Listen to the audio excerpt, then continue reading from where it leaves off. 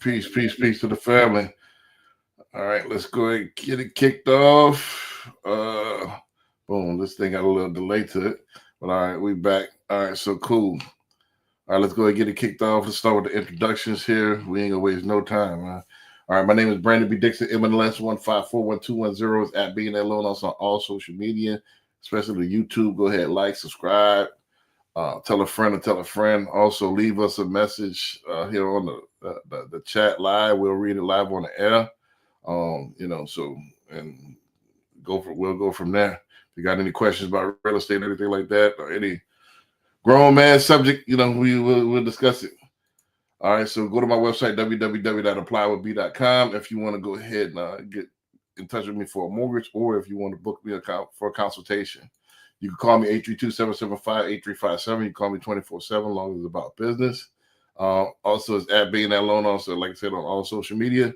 Last but not least, go to my website, www.brandonbdixon.com, if you want to get leasing, if you want to get listing, whatever you need, I got it. And one more, cocinvestmentclub.com, if you want to get into real estate investment, if you want to mitigate your risk. All right, CJ, I got you queued up here. All right, cool. What's up, everybody? CJ, the broker, owner of Greenwood Realty Group. Follow me on social media. CJ Sales Texas. That is CJSELLSTX, and that's across our platform. Next thing, you can check out the YouTube channel, CJ the Realtor, where we've got some highlights of local luxury homes, things going on in different areas, and just some good information, even connected with business owners locally. So go in there, subscribe, share, give me feedback, let me know what you think. Got any questions on real estate, reach out to me, 346-536-3800. We're here to help. So, you got any questions, if you're looking to relocate here, or if you're looking to move, we can help. So reach out to us. Gotcha. All right. Let's get it started. I guess everybody else will join when they join. Let's go ahead and get it started. I got a few clips. I know we've been missing in action. I got a few clips from last week. It's kind of left over, so I'm gonna go ahead and get into the clip on that, and go ahead and get started, on this week from there. So let's go ahead and review a couple of those that was meant for last week's show. Then we'll go from there. So hold on a second. All right, so let's go ahead and run it. I got it queued up.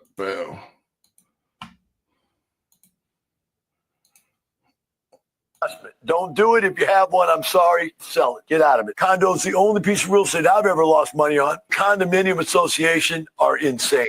And I know because I've been on boards of directors of condos. I had fourplexes, about 10,000 square feet per building, fourplex, right? I also owned a 1,400 square foot unit fourplex inside a condominium association where I owned all 4 units, but they were really condos. When I went to have this unit painted, the big one, it cost me $3,000 to paint the whole building. Inside the association fought over who was going to do it. They finally picked the most expensive place they could get it done and paid for the insurance. Cost $12,000 to do what I did for $3,000, and it was a building half the size of my other one. And I didn't get to pick the color. They don't know what they're doing.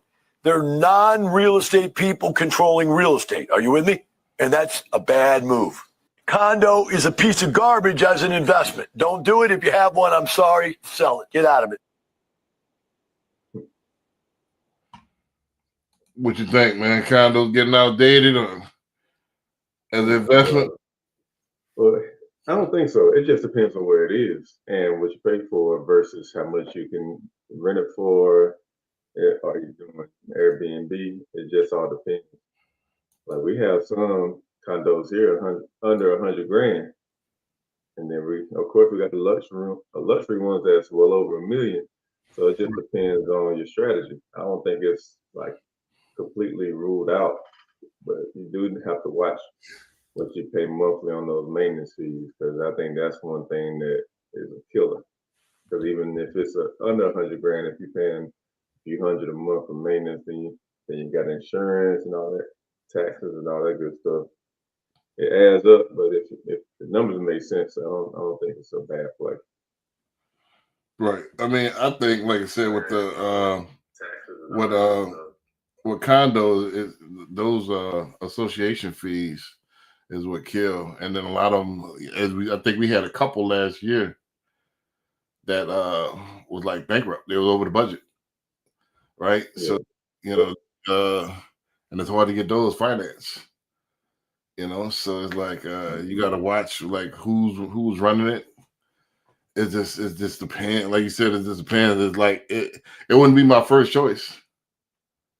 I mean, I think it depends on where you want to look, because if you want to be in the mix downtown or anywhere those areas by the Galleria, a lot of people going the condo route. I think it's dying down. I don't think so.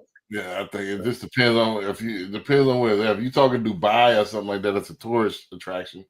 New York, something like that. I think but if you're talking about, I mean, in Houston, you can use that as an Airbnb, but this depends. Atlanta got the restrictions on Airbnb. You got to live there in order to have a certain amount of Airbnbs. So it's like, and we don't know how it's gonna go here, because they're going back and forth with city council and the government trying to see how they're gonna rule, if they're gonna be for or against Airbnb. So we don't know how it's gonna be here either. So now it's on. So I mean, with that being said, real estate, there's no absolutes in real estate. Right. I hear what he's saying. Like, you got to do some definitely do some research. It ain't what it was back then, because think about it. Even if you said there's $100,000 condo, right? That's under $100,000. Most likely that's gonna be like them apartment looking condos. Can you rent that out and make some money? Yes. However, will it be profitable? Who knows? Because think about it. For those type of areas, you can't charge too much. Like I said, you can't charge more than like too much, like 1,000, maybe 1,200. The association fees sometimes be 700, 800, and then by the time you know, it depends. But like a lot of those that I'm talking about is over by NRG. right? So you got the Med Center right there, and NRG's got stuff going on year round, so you could make some good money off of it. But it just depends on your bottom line. Like I said, this depends, man. Like I said, if you on the Southwest somewhere, that might not be a good look. I mean, what I will say this: putting $100,000 on a condo, if you can own it free and clear, is better than putting $100,000 on a car. Yeah, you know what I mean. So it's like something is better than nothing. Unless you're gonna flip the car and do some luxury tour roll or something. Right, but that's even the rest of it. You total that car, that's a wrap. The insurance on it, I think it's better than the car. Like I said, it's more safe investment. But if you just got $100,000 cash laying around, but if you trying to pay note on that thing, minimum payment, it's gonna be rough, man. It's gonna be rough. If you get a G-Wagon or a Cybertruck for $100K, you might be all right. What do you mean? Because it's waiting list. What else in that? It's a few cars that is like waiting lists on. So if you come up on something like that, that could be a potential investment, because people paying above sticker. Well, it's a ice melting, it's like ice melting with the trucks and stuff like that. You got to strike while the iron is hot, but they melting quick. Shoot, that's anything. Look at the stock market. Well, the stock market, like I said, it has ebbs and flows, but that's not to make you rich. That's to make you not be poor. So that's what we got to have a long-term strategy for the stock market. Yep. Let's go to this next one right here. Let's go.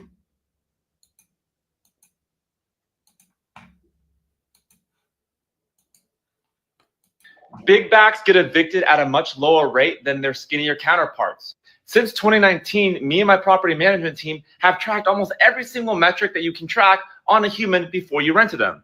And we have found that obese, super obese, and morbidly obese people are the best tenants you can have. And this is why. 1, they're not very mobile. They're literally not leaving. So the probability of them moving to a different property or out of state is very low, which means lower turnover, which means higher profit. 2, the probability of them being on disability or additional government support is very, very high, which means that it's a higher income per property that we rent to them. The only downside to renting to the people of the food is that they have a significantly shorter shelf life in our properties. Over 63% of the deaths in my portfolio have come from the super obese. So if you have 2 qualified tenants, go with the bigger one. You'll thank me later. Big backs get evicted. What? that's crazy. Right. I mean, that's an interesting metric. I mean, Yeah. I see his point, but how you gonna see who renting from you? I mean, you're supposed to not be able to discriminate. You know, so I don't know how would you know? How can you prove it? Because there's so many ways, especially here, man. Because you got to show your ID when you submit the application, Right. and that's all they need. Like they look at that, then they look at your application. They'll find something on the application like, nah, Right. and make it legal. Right. So you gotta turn in your ID. I didn't know that. I thought you had to just turn in the application. Nope. Right. So So I don't want ID. Right. So with that being said, you could. I don't want them in there. You know. Yep. So, Without saying it. but rental don't have as much restrictions as owning. Rental, you got to do what you want, right?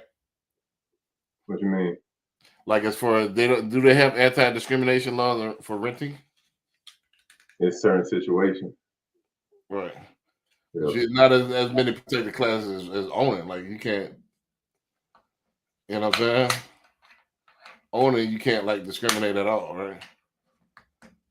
Because I know that like It's a fine line, and I think the only way that some parts of discrimination is legal is if I remember correctly, if a homeowner sells their property themselves and it's like a residential, not commercial, right. something like that. But yeah, you don't even want to. Well, there's like tiptoe 7 around protected those classes, lines. right? There's Say what? 7 protected classes as ownership. Like you can't religion, sex, nationality, pregnant, non-pregnant female. You know what I'm saying? You got all these protected classes. Gay, you know, you can't discriminate against. Yep. You know, veteran, disabled vet. You got all these protected classes. I don't know if the same thing. And like when you buy and you don't get a pre-approval, you get a reason for the rejection. On the rental, they can just reject you and without a reason. Right. I've seen that in a few cases. Right. Like, nah, we went with somebody else. They got the choice. Yep. You know what I'm saying? So people think they gonna rent. Like I said, rent is actually a lot harder. That's why I was like, it's harder to rent than it is to buy. Well, you could move in quicker, I guess. Not really. I mean, you could, depending on some people put their house up for rent while tenants are still in there, so they got to move out, clean it up, get it ready for you. Right. So that could take a month. But everybody want to run the rent, but rent is like a lot more difficult to get and less upside. You know, so there's not a tremendous upside to renting. You know. All right, let's go ahead and this next one. This is a couple of leftover. Then we'll get to yours. I'm still left over from last week, man. This is one of those houses, man. New construction. Here's a water heater. Here's our pressure relief valve. Where's the drain? I mean, obviously that, but there's supposed to be a drain that comes out of the wall, but they forgot to plumb it. So it's just leaking in the wall space. We got some exposed nails up on the roof, and they never fully fastened the gutters over here. This just looks like garbage, all of it. I don't know what they were thinking with all this. Bunch of ripped shingles. These are loose. Buckled up over there. Damaged shingles. Man, that's crazy. I mean, they just gave up on this whole section.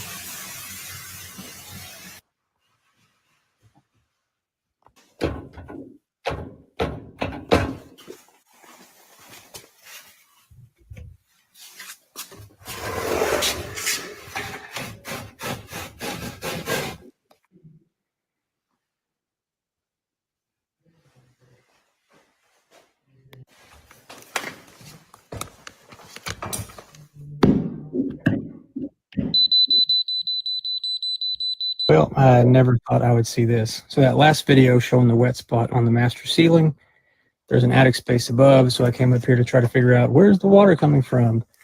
And next to this return air is where that wet spot was. So I dug out the insulation and found this. And it is wet. So that's the culprit. This is one of those houses, man. New construction. So we talked about this a little bit last week. That's why I didn't couple this on top of each other. I thought it was killing. I'm not over beating the same point. But everybody, hey, run it. Oh, it's a new house. What does that mean? I don't mean anything. Not nowadays. And I'll reiterate it for if you didn't catch last week's show. People think that they buying the brand name. This is a D.R. Horton. This is a David Weekley. This is a Lennar house. Lennar, David Weekley, D.R. Horton. They designed it. They didn't build it. Hector built it. Juan built it. And who knows else without any social security number, most likely, built these houses. They don't, they execute the design by D.R. Horton.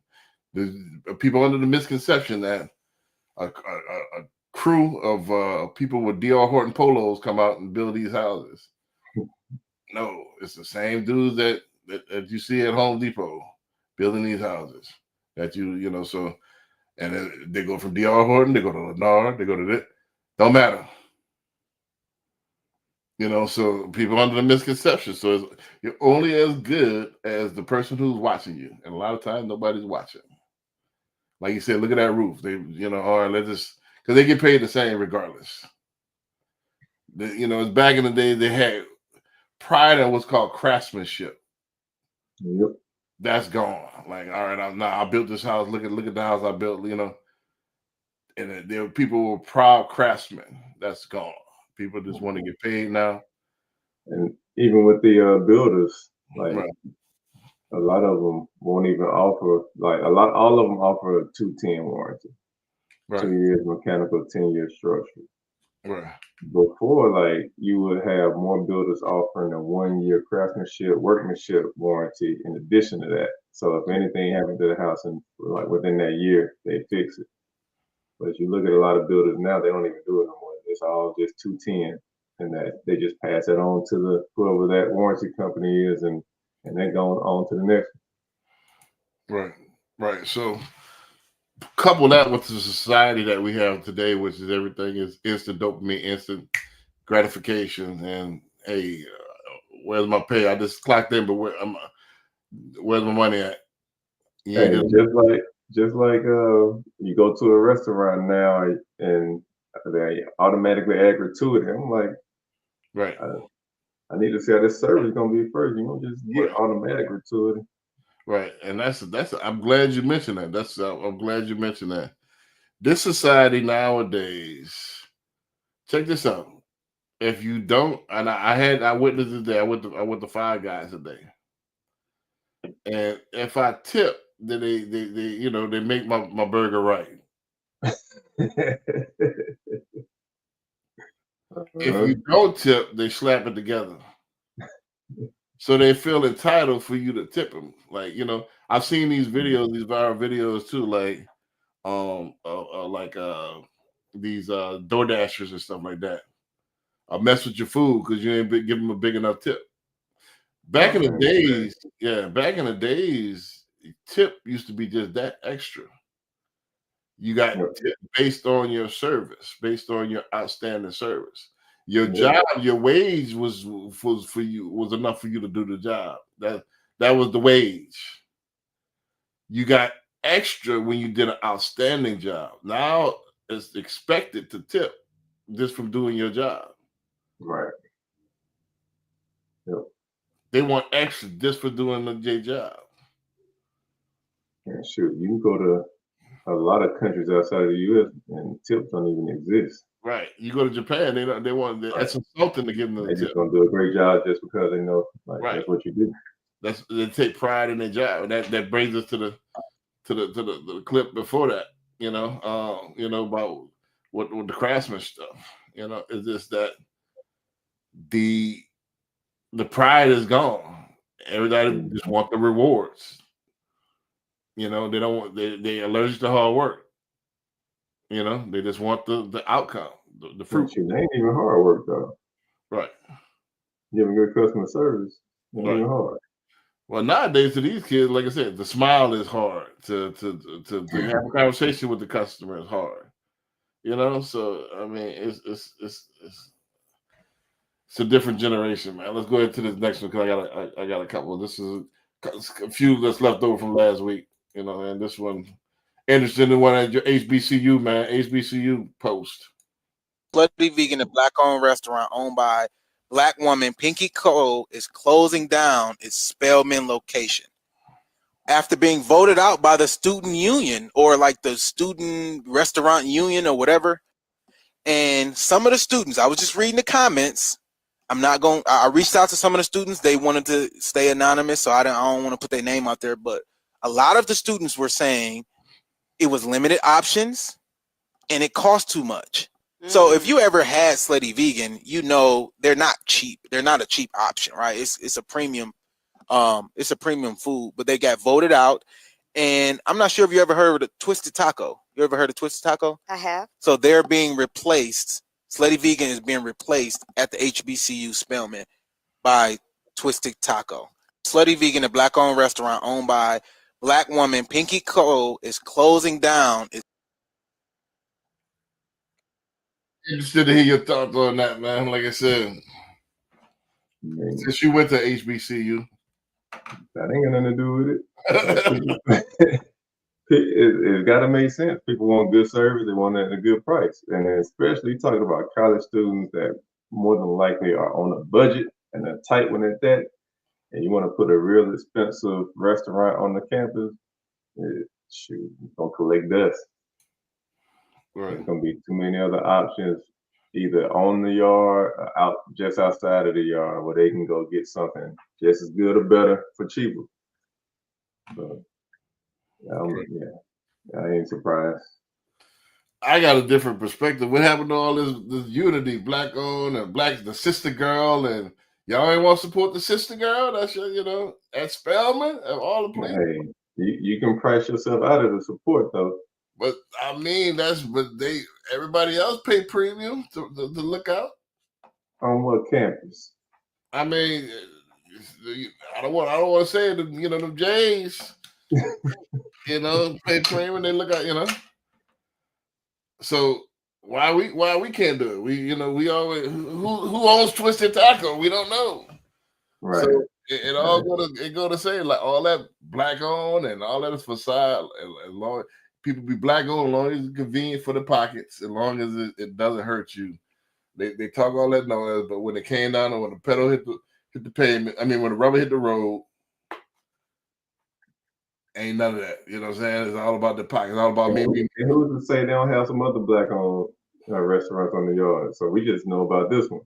Right. But I mean, if it's too expensive and either the food ain't all that or the customer service ain't all that, you ain't gonna last long nowhere. But you don't think that's a problem though? We don't support no matter what. What you mean? We quick to have stipulations. We the most, you know what I'm saying? We quick to have stipulations on it, and if it ain't 100%, we ain't supporting it. They gotta be outrageous. They gotta be outrageous. Customer service, profusely cheap. They gotta be everything for us to support it, and you gotta be one of a kind. Because if somebody else got it down the street, they're going there. Nah, I get that too, because we're very judgmental on our businesses and give others like second, third, fourth chances. Right. So yeah, I get that. I just think that it's more of a dynamic to it when you include college kids. Right. Right. Like I said, it's all girls school. They was well aware of the price. They put them in there. Hey, and it's all girls school. You don't know. It might be a whole different dynamic with that in itself too. So you never know. Right. I don't know all the facts, so I ain't gonna go too deep in there. But let's go. This is your first clip. Let's go into your clip. Mike Morris, Houston Chronicle here on a city agency's questionable use of affordable housing funds. Houston's Midtown Development Zone spent years buying up land for affordable housing, hoping to stop pricey new townhomes from taking over Third Ward. We've told you the agency did a poor job maintaining the land, and that prosecutors say a former Midtown executive and his alleged girlfriend misused millions in Midtown affordable housing dollars that were supposed to go to mowing that land. And we've told you how Midtown used $22 million in housing money to build an office tower where no one lives. Our news story shows that in recent years, Midtown quietly sold 17 acres of the land it had bought for housing to investors or developers. Midtown didn't offer the land on the open market to the highest bidder. It sold one large tract for $500,000 less than it had bought it for 5 years before. And the agency appraised only half of another tract, inadvertently selling the other half for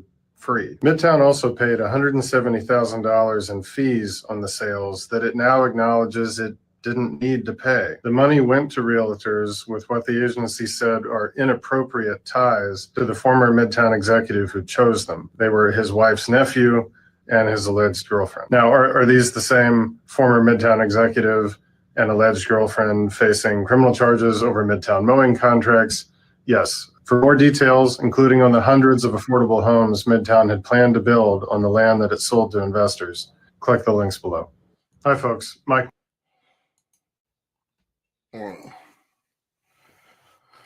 I mean, this stuff been going on. Is just we have social media now to uncover all this stuff. Like, I mean, stuff been going on like this. I mean, it's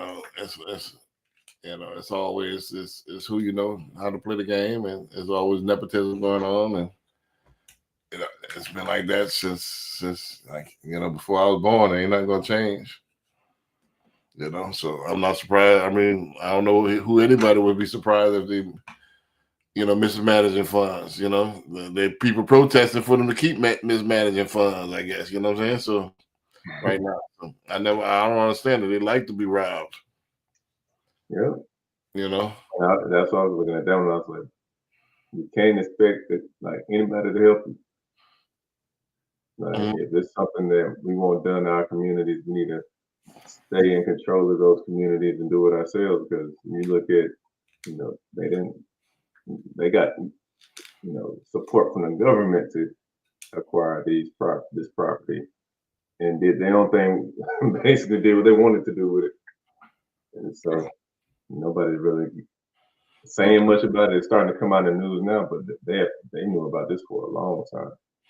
Well, let's be all the way real. Most people have a childlike output of life. They don't want to be bothered with this stuff. They want to feel good. They want to shop. They want the dopamine hit. This stuff right here, most likely nobody want to do nothing about because they don't want to be bothered.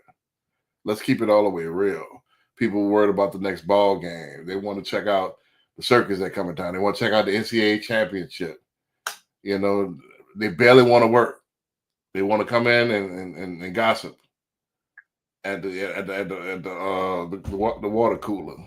They don't even want to work at the job that they got. So what makes you think they want to do something extracurricular to get involved to try to change the community?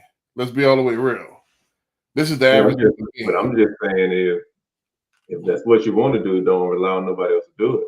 Right, but my whole thing is this society now is that, not to be negative, but let's be real. They're gonna not do anything about it and then cry about it. Cry foul. But all right, well, what you did about it to change the outcome? Nothing. So I mean, the average person is not gonna get involved. They're gonna bury their head in the sand. I mean, they only do things or only start to put things in motion if it applies to them. Yeah. So if it don't apply to them, they're not. And people gonna keep robbing the blind, misappropriating funds, because nobody's there to check. And everybody, think about it. Who's they don't care. They pay their taxes, and they're not worried about where the tax money goes. They just worry about how much refund they gonna get, so they go buy some more stuff. Is that not? Yeah, is that not real? Or, think about it. We barely could get them to go ahead and do everything else they got. You think they're gonna take a couple of hours out of the week to protest or do something else? There are people who want to protest their own taxes. You can do it online. People don't want to do that. Like, come on, man. Let's be all the way real. People not gonna do nothing. They're not gonna bust a grape. You know what I'm saying? So let's be all the way real. Which one you want to play? The second one, or you want the one with the roof? Yeah, go with the roof. All right, let's It's go. gonna tie in exactly what you had posted about that other roof. Right, let's go with it. See, we're building this robot that installs shingles on the roof. The big things we're aimed at is increasing safety and productivity for roofing contractors. The way we do this, the robot attaches to the roof through some anchor points, and it uses synchronized winches to move itself around the roof. It's similar to like a stadium camera that you see in like a football stadium. And then it has an arm that reaches off that cart to place shingles on the roof. And we use machine vision and AI to guarantee accuracy and repeatability. So the big things are labor costs and labor safety. So roofing is the second most dangerous job. There's tons of fatalities from falls every year, tons of injuries from knees, backs, sun exposure. There's a huge labor shortage in the trades. And so if you introduce new technology, you can attract a different type of worker to the trades. RenovateRobotics.com. As you see, we're building this robot that installs shingles.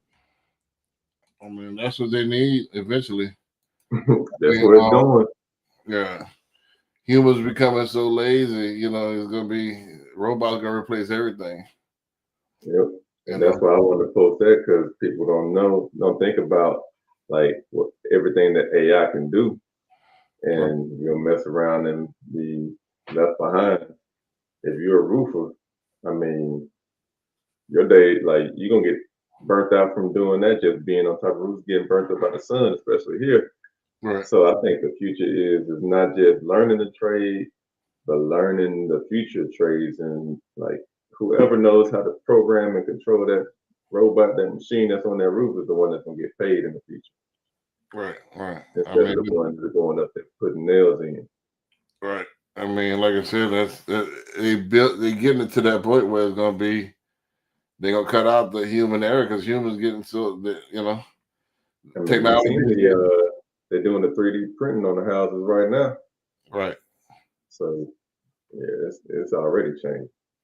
Right. I mean, it's gonna look totally different in the next 20 years. But for right now, we had that segue where we got to kind of deal with it. Like, so many people is not handling business. Yeah, and I think as technology improves and everything gonna start getting cheaper.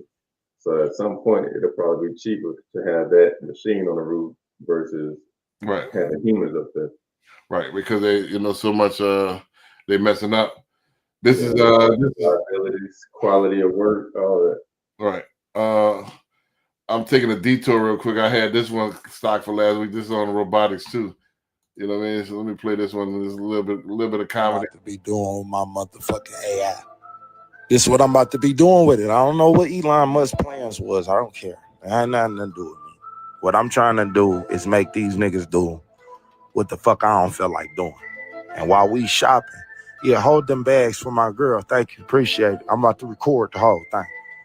Yeah, baby, you like that? Type shit. Ha ha ha ha ha ha ha ha. Yeah, you see the people acting crazy. When we get money like this, they get to acting crazy. Look at security. They don't even know what to do. Hey, yeah, baby, you want to go in there? You got to go in Mac. Take them to Mac. Yeah, get you some makeup. Or hold that. There you go. You see how this AI shit work? This new chat GPT shit, this Grok shit. Motherfuckers talking about deep seek. All right. Seek your ass to the fucking store with one of them bitches and put it to work. Fuckers, you. If it can't do what we don't want to do no more, then the bitch ain't good enough. Take it back to the motherfucking laboratory, nigga. Teach that bitch how to roll dice. Teach that motherfucker how to rap. Better than a fucking person. Fuck is you talking about? Teach that motherfucker how to fight. Shit, we might get into it at the mall. Little robot, come back up. Back up. You better back up. The fuck I'm about to be doing with my motherfucking. I mean, he right. Like I said, it's about to be everywhere, man. I mean, that's what they already got. the robot's ready to like take care of stuff around the house and everything. So yeah, that's coming too. Right. So it's gonna be Self-driving, like 100% self-driving cars is out real soon, coming soon. All right, let's play your last clip, and I got a few more. Then we almost done. All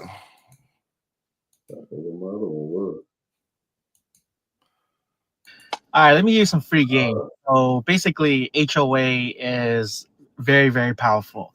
So in this post, basically, she lost an $850,000 home is because of a $400 penalty that she had, but that's not the real case. It's because she let it reoccur multiple times. So if HOA sends you one letter, they won't just foreclose you instantly. They'll send you multiple letters to pay that payment in order for you to pay your dues.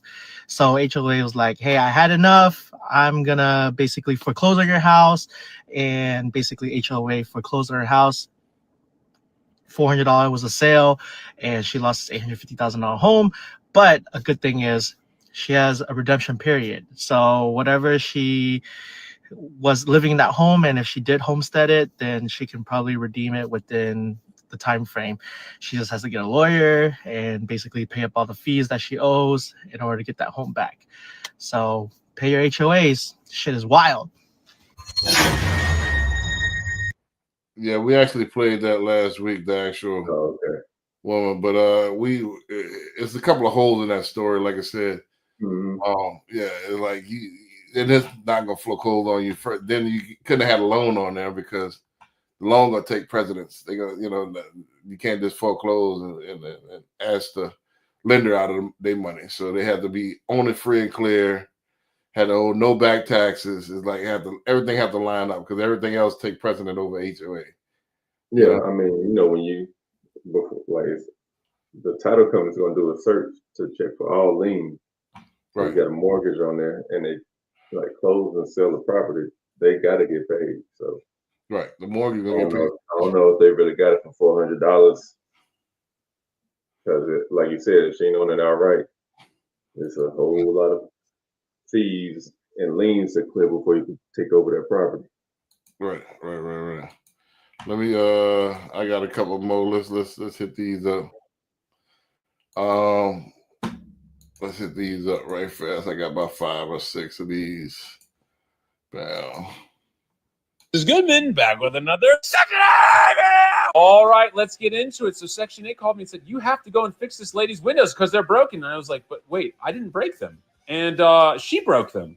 And she told me it was her boyfriend who got mad and broke these windows or gunshots or whatever. I can't even remember because it's so long ago. And they said, no, you have to go fix them or we're not going to pay you anymore. And I was like, that's interesting. So she breaks the windows. I'm the one that has to pay for it. That makes total sense. So let's go through the house and see all of the things that they waste money on and then want me to come fix their windows that they break. So look at all the food and all the water and all the trash is laying around because we don't even pay $70 every 3 months for trash, but we can't pay to have our windows fixed. And then we go in here to the toy treasure chest. All those are toys for their children, which I'm like, children need to have toys. I agree. But this many toys? This many toys? My children don't even have. I have 3 children. They don't have this many toys. And we go into a room where we fix the windows while she sat there watching Law & Order SVU and wouldn't leave the room as glass shards are flying everywhere. Me and Mahmoud are trying to fix it all. And they're going, it's all over the place. It was absolutely insane. I don't understand. But then also I was like, they have all this stuff, and I never see anyone using the restroom here. And also the shower is like disgusting and has never been like cleaned since we had like a sewer backup here a long time ago. Like never been cleaned since then. It's been over a year. And I was like, there's got to be an explanation. Go to the water meter. The water is off at this house. They don't. It's just off. It's off of the house. They have children living here with no water. Does that make any sense? This is also, like I said, doesn't pay for her trash pickup. $70 every 3 months is all she has to pay. Instead, she's thrown into her neighbor's yard because no one lives there. Anyway, whatever. I'll see you guys in the next one. Bye-bye.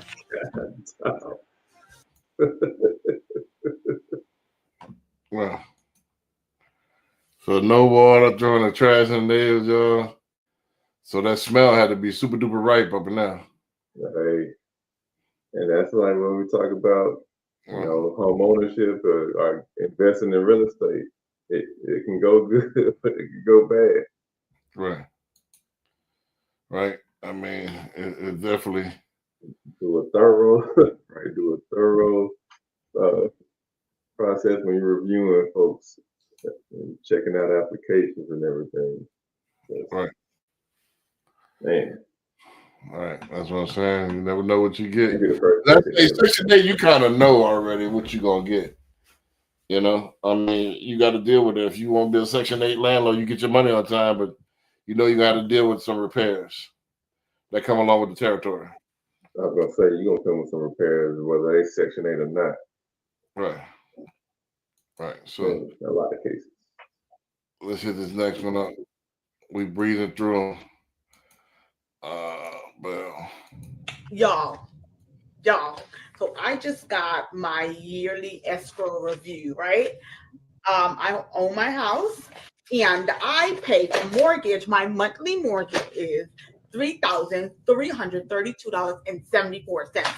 That's how much I pay to live here. Okay. Remember, the people, they tell me I live in the ghetto. I act like I live in Beverly Hills, but I live in the ghetto. But in order to live in this ghetto house, I pay $3,332.74. Well, guess what? Your girl just got her yearly escrow. So, boom. They say, by the way, Mr. Cooper is my loan folks. Mr. Cooper wrote me a letter and they said, hey, girl, you have a shortage in your escrow of $12,426.11. Wow. Okay. How did that happen? Well, several things probably happened. Probably taxes went up. But remember, y'all told me I live in the ghetto. So they say probably your property taxes went up. Maybe your homeowner's insurance or something went up. Okay. Guess what? They're telling me my new mortgage will be as of March 1st. Okay. So if I pay this 12 option 1, it's to don't do anything and start in March 1, my new mortgage will be, are you ready? $5,337.65. Y'all. So I just got my yearly. I mean, I know we talked about this a couple of times, but I don't know why it's a surprise. I think it's, you can't buy at the tippy top of your budget. Your rate is fixed, yes. Your payments won't increase as far as your mortgage. However, your escrow, you have taxes and insurance that could fluctuate, that could go up, at any time. So yes, you could protest your taxes. However, you don't want to spend at the tippy top of your budget because that, you might be paying, like you said, $1,500 this year. It might be $2,000 next year. I mean, that's a stretch, but you got to have that in your budget. So in case taxes go up, taxes could go up at any time. Yeah, but that was a hell of a jump, though. What? Depending on where she was at. If she living together, she had to be. She was paying what 3,000 something and just 5,000. It's like, man, so she had to be in New York somewhere. New York, East Coast, West Coast, something like that. They had to be somewhere like that. But I mean, that could happen. Yeah, that's crazy. Yeah, it can happen, and that's what happens. Like I tell my clients, when you get a new insurance quote every year, because they'll automatically, keep it going for the next year, and slide a couple more dollars on top of it without you knowing. Next thing you know, you're paying a couple $100 more a month. Right. Because they automatically renews you, and you didn't pay attention to the numbers. And don't forget that, like I said, people think, oh, well, that's why I rent. Don't forget the landlord can raise your rent every 6 months or a year, every time they lease. It's whoever the property owner is. Right. when they get that higher tax bill and that higher insurance bill, that rent is not staying the same. Exactly. So don't think you're safe. So, devil buy at the tippy top of your budget. Period. And they got to make a profit. So they still, you know what I mean? They got to ask them on top of that. Right. So you're not safe by renting. All right, let's end up paying more. Today's episode of I'll Never Be Able to Afford a House, I was sent this little beauty here in Santa Ana, California. Let's take a look at some of the stats. $650,000 for 400 square feet. One bed, one bath.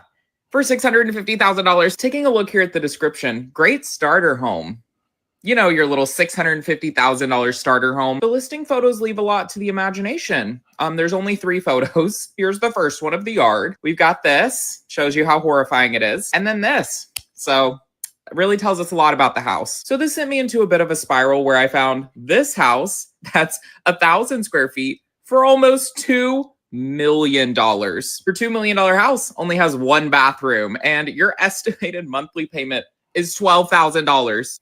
Here's your $2 million kitchen, all of 1 cabinet. And I get there's cabinets on the other side, but this is your $2 million kitchen. Here's the 1 bathroom in your $2 million house, whatever this room is. And that's it. You know, there's not really much to say. This did cause me to spiral and realize that I'll never be able to afford a house and that we need to have a revolution immediately because this is literally not okay. But other than that, you know, another day, another listing. Love you back. On today's episode of I'll Never Be Able to Afford a Why you think they're moving here? Yeah, you need to move at that point. Why are people so scared to leave the place that they're in? You got to get out of California. You know? Yeah, that's wild, dog. Yeah, so like, yeah, you got to get out of California. You know? So that's just need to take my house and drop it in California and sell that joint. Right. I mean, it just is what it is. Like, people be scared to move from where they're at. If your work ethic and you don't have the skills to live where you can live comfortable, you need to be 100,000 is meant like the 40,000 out here. So you need to be like 250,000 out there to be like 100,000 out here. You know, so that way you can afford that type of stuff. But California is just not, you know, to live in Southern California. Yeah, that's for the wealthy. That's it. Right. So everybody else come on to Houston. Right, exactly. So you got a little bit of medium, but nah, you can't live in California if you don't have high earning skills, or unless you're like an actor or something like that. That's even your high earning skills. Airbnb is going away in a lot of markets around the country right now. I'm seeing the fucking writing on the wall. We manage Airbnbs in 8 markets right now around the country, stuff that I own, but also for a lot of third-party owners as well as our investors. And so we have a good pulse of what's going on in the Airbnb market. The numbers right now in all the markets that we manage in are tremendously down from 2021. We did this interview like 6 months ago. And since then, I've stayed in 2 Airbnbs. And now I am totally on the same page as Rich. I think the Airbnb industry is coming up for another crash. And this is why.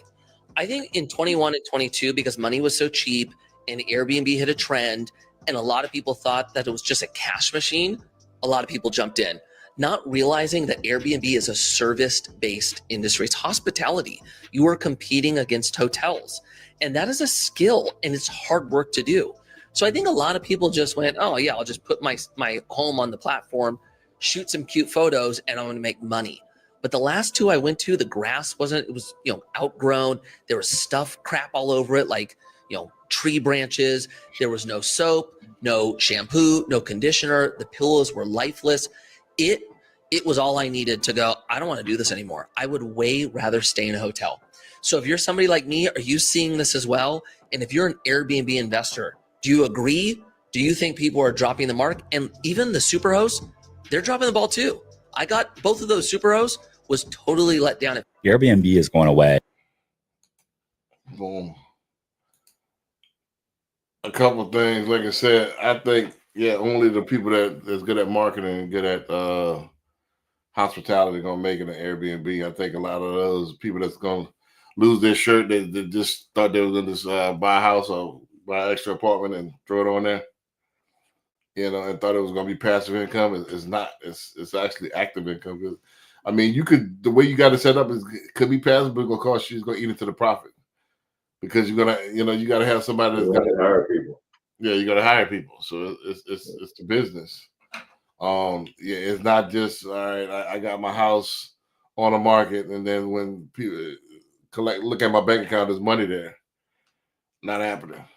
So people have that thing in mind. Again, it's the common theme of this show, like people that don't want to work is going to fall by the wayside here soon. Either you're going to get replaced by robotics or AI or just, you're going to get outdated, out hustled. So those people. You got anything on that one? I mean, that's all pretty much self-explanatory. Gotcha. I do have a couple more. I have one funny one, and then I'm gonna go into a couple of some little bit different stuff. So let me. I don't know if I'm gonna get to all of them today. Curveball. No, I ain't gonna do the curveball. I might do it. Say that to me. I'm not disagreeing with you either. I understand you don't get to baby just because their dad didn't want them. Can. Should we kill the kids in foster care? And why not? Why not? If that's the case, we should kill the kids in foster care that aren't wanted. Who's gonna take care of them? If I don't want to have a baby, I should have the choice to. Just don't have sex then. Just don't have sex. That's not even logical. It is. Who are you, Nancy? I sound dumb. You do.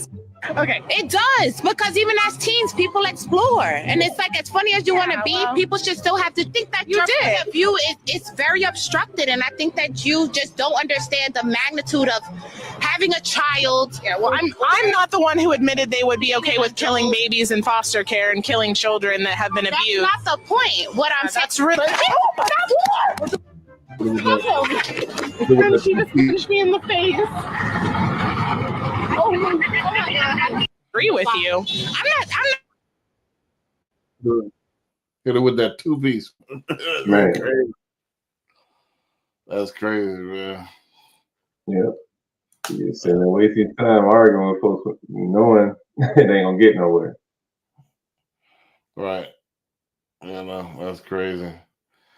I mean, then the trip part about it, the comments, some of the comments sided with old girl that punched her. That's crazy. Oh, really?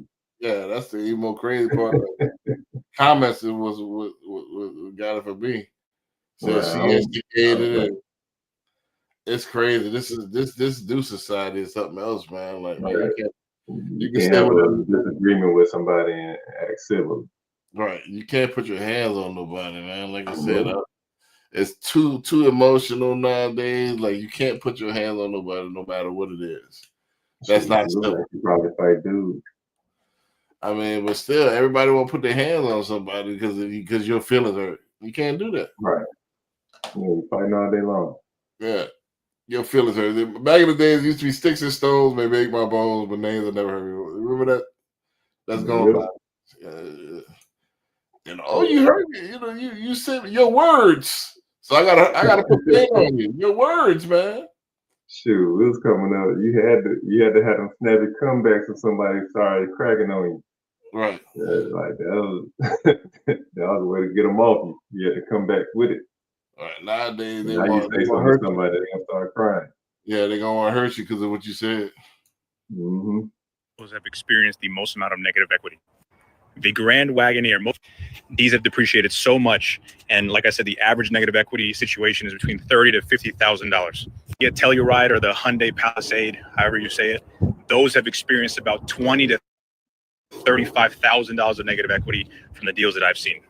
Now, some of those deals may have included a trade they rolled in when they bought the car. It's a hefty one. The Hummer EV, people that call me all the time that want to trade this vehicle in or sell it, on average, they're about $70,000 to $120,000 underneath. $70,000 to $120,000 of negative equity on Hummer EVs.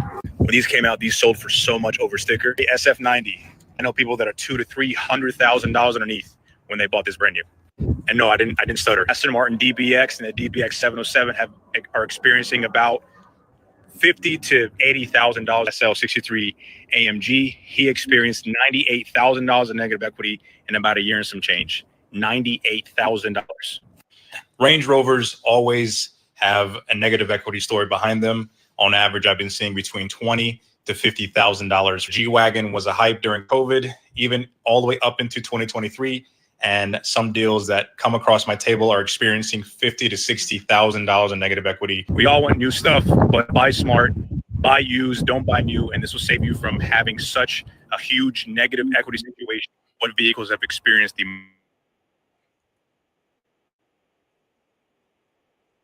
Yeah, man. I didn't know about all those. That's crazy. Well, people don't realize that. That's why I got out the range quick. You know what I'm saying? It's like I got out the rain in like less than a year because I'm just looking at it like I'm just looking at it melt. I'm like, God, I'm like, God damn, let me get out, you know.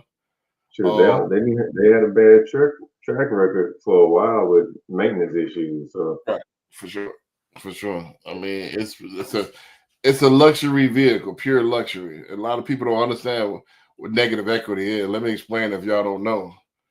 Is when you finance a vehicle and the vehicle is depreciating quicker than the amount you could pay off.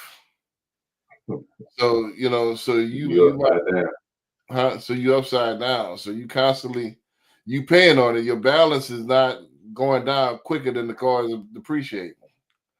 So by the time you go to trade it in or whatever, you owe more than you actually paid out because the car is not worth what you owe anymore. So you know, so a lot of people carry this from car to car. Mm-hmm. You put that on top, and you'll never get out the hole. Yep.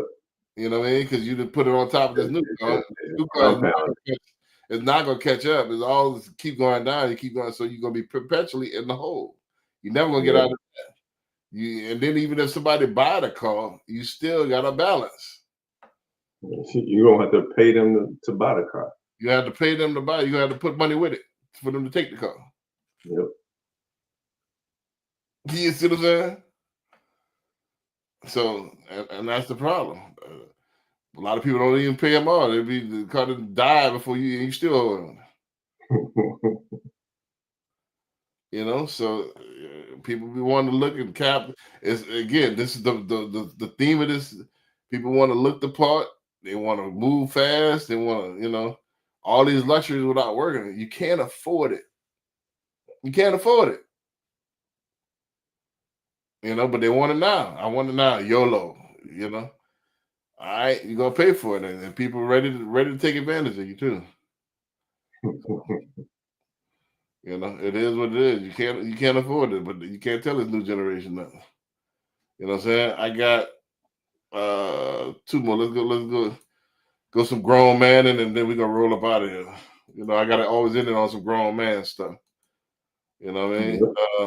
Wait till God willing you get 40. You don't become a man until you're 42. This is my opinion. Okay. I tell people why. Because you need experiences.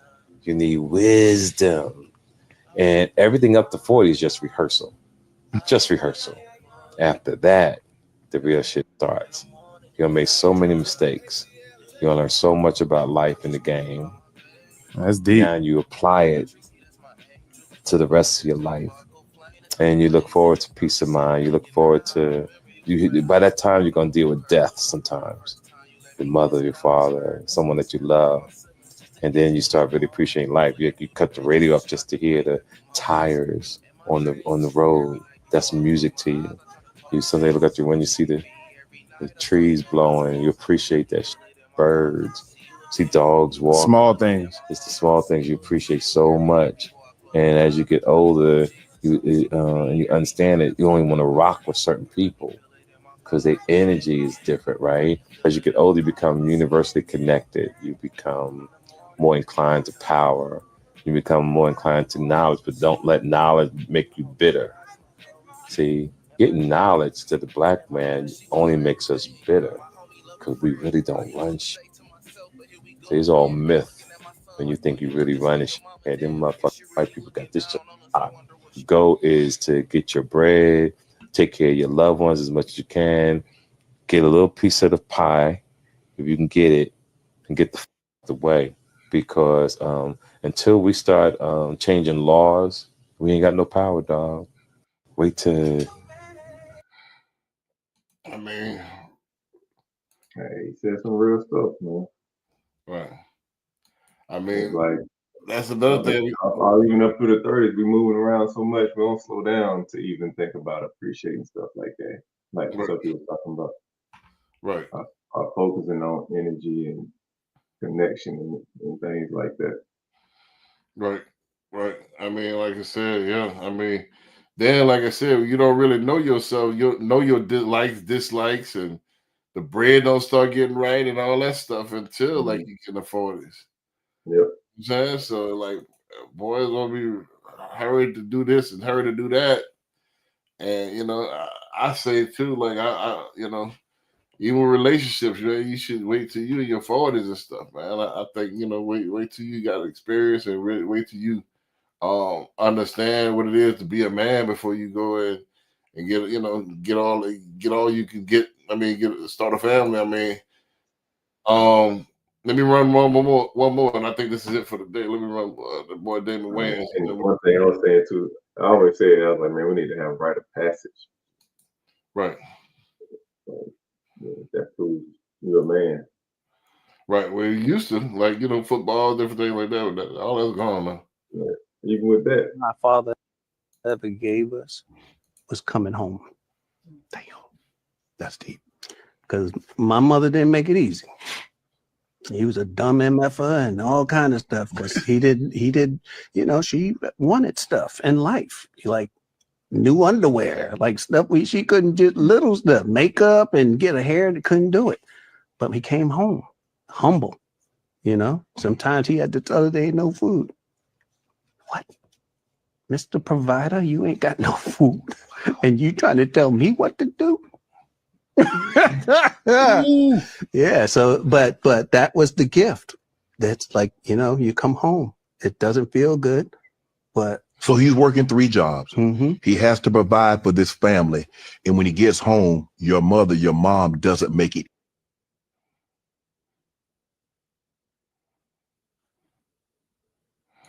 I don't know what happened. Free? It looked like it froze. Yeah.